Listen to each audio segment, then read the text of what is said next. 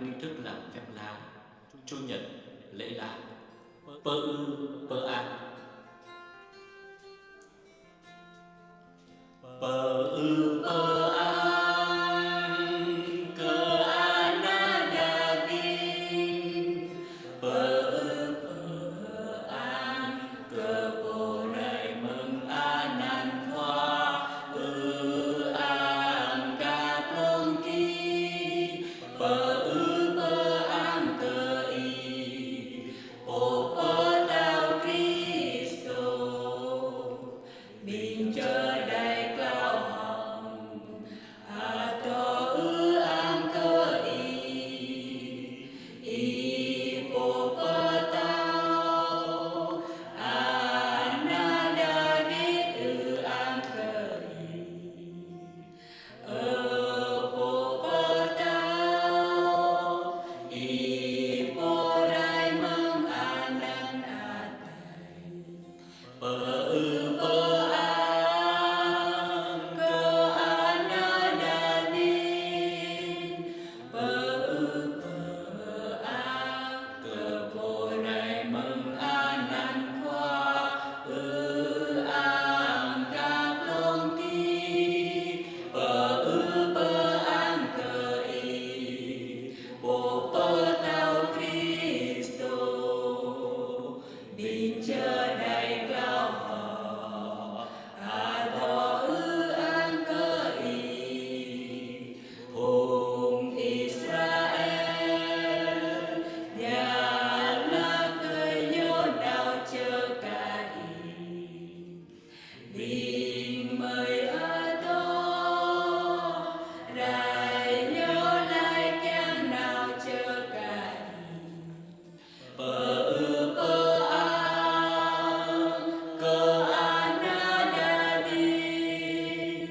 Pơ ư pơ an, cơ bồ đại mừng an nan khoa ư an ca plong ti. Pơ ư pơ an cơ y bồ pơ tao Cristo bình chờ đại cao hồng Adoh ư an cơ y gặp lòng a ti hùng nhã đơ bác ư an cơ y mơ nuôi mơ nam cả lân tơ na ư an cơ y. Pơ ư pơ an, cơ an na David. Pơ ư pơ an, cơ bồ đại mừng an nan khoa ư an ca plong ki. Pơ ư pơ an cơ y bồ pơ tao Cristo bình chờ đại cao hồng Adoh ư an cơ y bình Israel ư an cơ y anh cơ tơ nằm bình mời pơ ni y to ra nơi bơi a tai ti. Pơ ư pơ an, cơ an na David. Pơ ư pơ an, cơ bồ đại mừng an nan khoa ư an ca plong ti.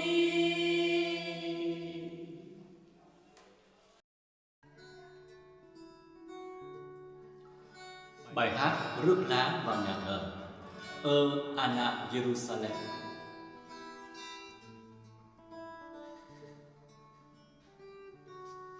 Anna Jerusalem, Adoh an, Pani hỡi kẻ ở tra Sion. Hosanna, Hosanna, Hosanna.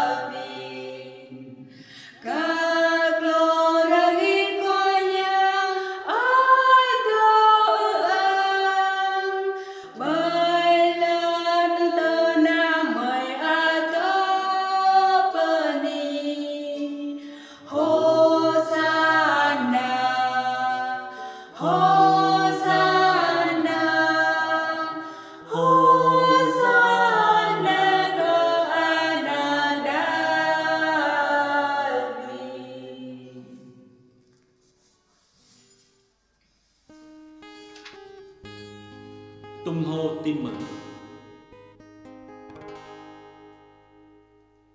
Doa cơ binh ta Cristo khoa chính và của trụ bởi đời hằng dây bởi cơ dâu bờ ra ca Doa nhôn khoa tay bờ hụp đời rong cơ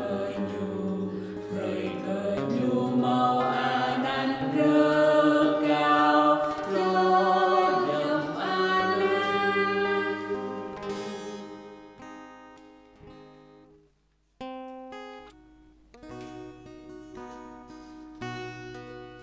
dâng lễ.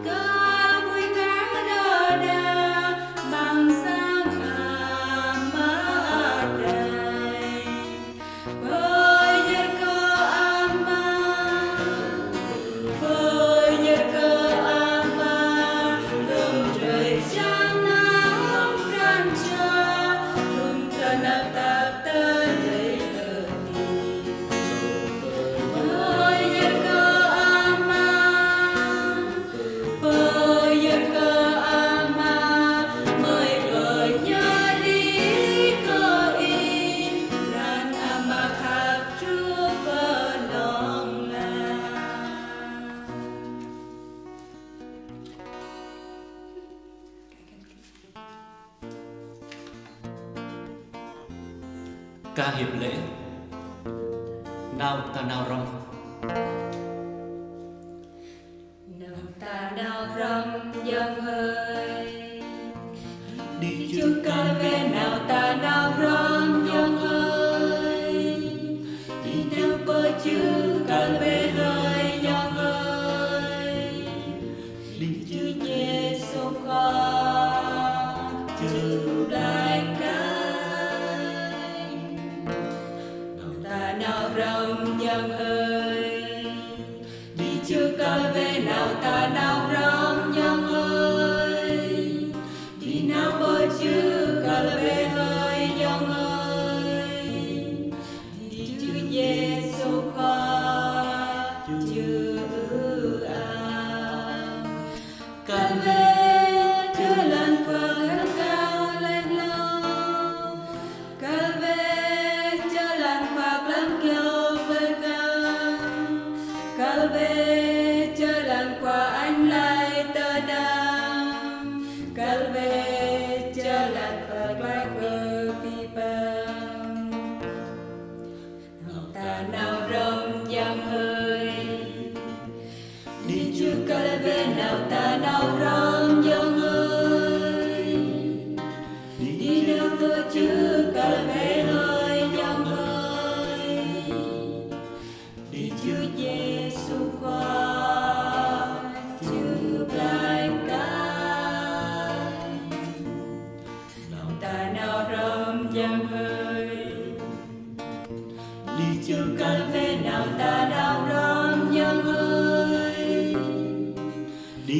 bơ chư cần về hơi dân hơi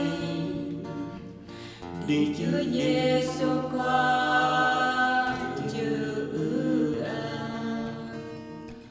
cần về Chúa lần nào mơ nuôi bi gan cần về Chúa lần nào mơ nuôi nhân nam cần về Chúa lần nào mơ nuôi nâu lành cần về Chúa lần nào mơ nuôi anh nào ta nào rong dòng ơi đi Chúa cần về nào ta nào rong dòng ơi đi nào bơ chư cần về hơi dòng ơi đi Chúa Giêsu khoa chư lành cánh nào ta nào rong dòng ơi đi Chúa cần về nào ta nào rong dòng ơi đi nào bơ chư cần về hơi dòng ơi đi Chúa Giêsu khoa chư cần về lên qua nào mất đi dòng ơi cần về lên qua rải bớt dòng ơi cần về lên qua nào ép cho ai bị băng cần về lên qua rải ép lên tơ nam nào ta nào rong dòng ơi đi Chúa cần về nào ta nào rong dòng ơi đi nào bơ chư cần về hơi dòng ơi đi Chúa Giêsu khoa chư lành cánh nào ta nào